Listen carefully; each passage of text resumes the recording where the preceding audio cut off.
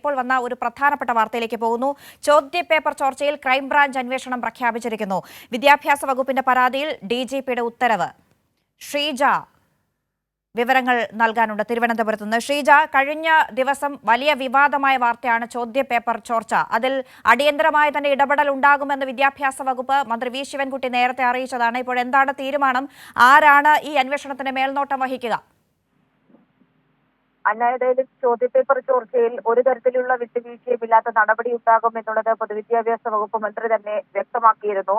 അതിന്റെ അടിസ്ഥാനത്തിലാണ് ഒരു യൂട്യൂബ് ചാനലിലൂടെ ഈ ചോദ്യപേപ്പർ പുറത്തു വന്ന ഉടൻ തന്നെ ഇതിൽ പരാതി നൽകാനുള്ള തീരുമാനം പൊതുവിദ്യാഭ്യാസ വകുപ്പ് കൈക്കൊണ്ടത്. മന്ത്രിയുടെ നിർദ്ദേശപ്രകാരം DPI, അതായത് പൊതുവിദ്യാഭ്യാസ ഡയറക്ടർ തന്നെ DGPക്കും സൈബർ സെല്ലിനും പരാതി നൽകുകയായിരുന്നു. അതിലാണ് ഇപ്പോൾ ക്രൈംബ്രാഞ്ച് അന്വേഷണം പ്രഖ്യാപിച്ചിരിക്കുന്നത്.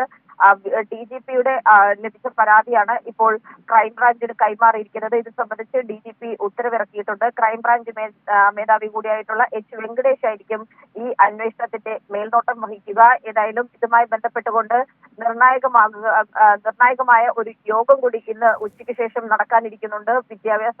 പൊതുവിദ്യാഭ്യാസ വകുപ്പിന്റെ ഉന്നത ഉദ്യോഗസ്ഥരുടെ യോഗം വിദ്യാഭ്യാസ മന്ത്രി വിളിച്ചു ചേർത്തിട്ടുണ്ട്. ആ യോഗം നടക്കുന്നതിന് മുൻപ് ആണ് ഇപ്പോൾ ഈ ഒരു അന്വേഷണം കൂടി പോലീസിന്റെ ഭാഗത്തു നിന്നും പ്രഖ്യാപിച്ചിരിക്കുന്നത്. ഏതായാലും ഈ ക്രൈംബ്രാഞ്ച് അന്വേഷണത്തിൽ ഇതുമായി ബന്ധപ്പെട്ട് ഈ ചോദ്യപേപ്പർ സ്കൂളുകളിൽ എത്തിയതും സ്കൂളുകളിൽ നിന്ന് അവിടെ വിതരണത്തിന് വേണ്ടി മാറ്റിയതും അധ്യാപകരാണ്. അതുകൊണ്ട് തന്നെ ഈ എവിടെ നിന്നൊക്കെയാണോ ഈ ചോദ്യപേപ്പർ ചോർത്തിരിക്കുന്നത് അവിടുത്തെ അധ്യാപകരുൾപ്പെടെ ഈ വിഷയത്തിൽ സമഗ്രമായ രീതിയിൽ അവരുടെ ഇടപെടൽ ഉൾപ്പെടെ പരിശോധിക്കാനുള്ള ഒരു തീരുമാനം തന്നെയാണ് ഇപ്പോൾ പോലീസ് കൈക്കൊണ്ടിരിക്കുന്നത്. ആ രീതിയിൽ സമഗ്രമായ ഒരു അന്വേഷണം തന്നെയായിരിക്കും നടക്കുക. വിദ്യാഭ്യാസ വകുപ്പിന്റെ പരാതിയിൽ DGPയുടെ ഉത്തരവ് വന്നിരിക്കുന്നു. ചോദ്യപേപ്പർ ചോർച്ചയിൽ ക്രൈംബ്രാഞ്ച് അന്വേഷണം പ്രഖ്യാപിച്ചിരിക്കുന്നു. ശ്രീജ തിരുവനന്തപുരത്ത് നിന്ന് വിവരങ്ങൾ നൽകിയത്.